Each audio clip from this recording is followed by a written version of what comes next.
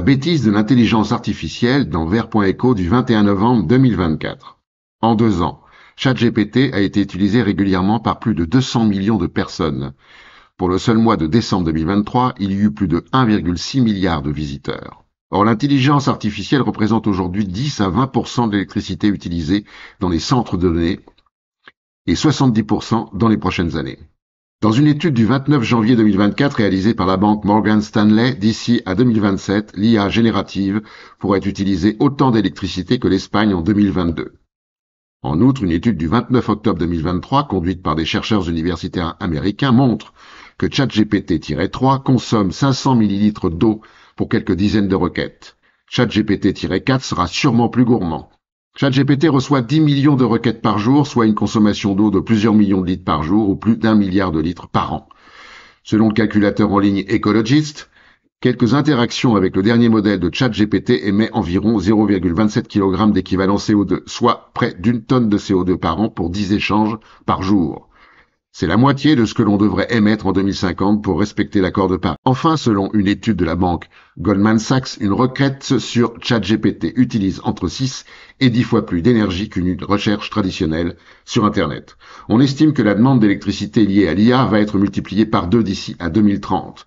Le problème, c'est que cela croît plus vite que notre capacité à développer des énergies renouvelables, soulève Lou Pelgrin de Data for Good. Alors, l'intelligence artificielle est-elle vraiment intelligente ? L'industrialisation des champs dans Reporter.net du 15 novembre 2024. Dans un arrêté du 30 juillet dernier, l'État a autorisé la construction d'une centrale solaire au sol d'une surface totale de 122 hectares sur les communes de Prévenchères, 260 habitants, et de Pied-de-Borne, 186 habitants, sur un espace protégé par l'UNESCO d'Écosse et les Cévennes. Selon l'enquête publique du 27 février 2023, le projet recouvrira les landes et les prairies humides et nécessitera la destruction de 35 hectares de forêt. La centrale solaire du Rouge-Anel nécessitera la construction de 27 postes de conversion, d'un poste de livraison de 280 mètres carrés, ainsi que 33 km de pistes. Les élus et la population ne semblent pas s'émouvoir de l'industrialisation de leur campagne. Il faut rappeler pourtant que les autorités encouragent que les opérateurs conçoivent leurs projets sur des zones délaissées. Dans l'Écosse et dans les Cévennes, le vert passe au gris. Émission de CO2 illimitée dans Novetic.fr du 13 novembre 2024. Le mercredi 13 novembre 2024, le Global Carbon Budget confirme que les émissions mondiales de CO2 provenant des combustibles fossiles ont encore atteint un niveau record en 2024, en augmentation de 0,8% sur un an. Malgré la nécessité urgente de réduire les émissions pour ralentir le changement climatique, les chercheurs affirment qu'il n'y a toujours aucun signe d'atteinte d'un pic d'émissions de CO2 fossiles. Ils précisent que le budget carbone restant, soit le CO2 que le monde peut encore émettre pour avoir 50% de chances de rester sous la barre des 1,5 degré, est presque épuisé. En 2024, les émissions de la Chine, qui représentent 32% du total mondial, devraient augmenter de 0,2%. Celles de l'Inde, 8% du total mondial, devraient augmenter de 4,6%. A contrario, les émissions devraient diminuer de 0,6% aux États-Unis, 13% du total mondial, et de 3,8% au sein de l'Union européenne, 7% du total mondial. Les émissions du reste du monde, 38% du total mondial, devraient augmenter de 1,1%. Les émissions de l'aviation et du transport maritime internationaux, 3% du total mondial, devraient augmenter de 7,8% en 2024. En fait, les pays usines augmentent leurs émissions pour que les pays sans usines en bénéficient.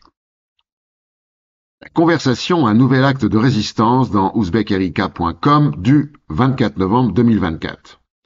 On n'a jamais autant communiqué, mais jamais aussi peu parlé ensemble, disait le sociologue David Le Breton. La conversation décline et c'est un signe majeur d'effondrement. Enfermés dans nos techno-cocons, accros à notre doudou technologique, nous nous distancions de l'altérité, voire nous la fuyons. Les bulles algorithmiques lissent notre perception du monde où les différences n'apparaissent plus. Nous sommes dans une relation transactionnelle numérique avec ce qui nous ressemble. Plus de frottement, plus de dissensus, plus de débat, plus de diversité des idées, plus de désaccords, nous mène au consensus aseptisé, à l'acceptation du pire. L'humain a déserté le monde et donné aux machines le pouvoir de le peupler. Et David Le Breton d'évoquer une rupture anthropologique et d'ajouter que la parole est un acte de résistance dans une époque qui privilégie la performance et l'individualisme. C'est une contre-performance essentielle. Olivier Hamon, biologiste et chercheur à l'INRAE, explique que la diversité des idées et des interactions est essentielle pour garantir un monde robuste qui résiste à l'instabilité. Le rôle stabilisateur des contradictions est un fondement de la société démocratique robuste. La contradiction entre pairs est nécessaire. C'est donc bien d'un effondrement qu'il s'agit. Revenons à l'intelligence artificielle et sa soif déraisonnable d'électricité dans theconversation.com du 28 novembre 2024. Nous l'avons vu au début de cet épisode, l'intelligence artificielle est gourmande, très gourmande, en électricité. Les entreprises du secteur pensent avoir trouvé la parade. Elles investissent dans le nucléaire. La centrale nucléaire américaine Three Mile Island, tristement célèbre pour avoir été le théâtre de l'un des plus terribles accidents nucléaires de l'histoire en 1979, va bientôt reprendre du service pour alimenter les systèmes d'intelligence artificielle de Microsoft. Google va signer un accord avec la start-up Kairos Energy, spécialisée dans la construction de petits réacteurs nucléaires modulaires. Amazon a conclu un partenariat similaire avec la start-up X-Energy. Comme nous l'avons vu, les centres de données consomment de plus en plus d'énergie pour alimenter les composants informatiques qu'ils hébergent et les systèmes de refroidissement. Rappelons que les modèles d'intelligence artificielle requièrent des capacités de calcul toujours plus importantes pour fonctionner de 4 à 5 fois plus chaque année depuis 2010. Rappelons également que la production de l'électricité consommée par les centres de données génère des émissions de gaz à effet de serre suivant la source utilisée. Ces émissions représentent déjà 1 à 3% des émissions globales. Enfin, le rythme de développement de l'IA dépasse complètement celui des capacités de production d'électricité à partir d'énergies renouvelables comme les panneaux photovoltaïques ou les éoliennes. Pour répondre à leurs besoins, les géants du numérique vont vraisemblablement avoir recours à des sources d'énergie carbonées comme le charbon ou le gaz, disponibles plus rapidement. Ainsi, ils s'éloignent de façon catastrophique de leurs objectifs de neutralité carbone. Microsoft affiche une augmentation de 29% de ses émissions par rapport à 2020 et Google de 48% par rapport à 2019. Ça se confirme, l'intelligence artificielle est aussi bête que ses maîtres. Et pour finir, la connerie de la semaine. À la prochaine fois.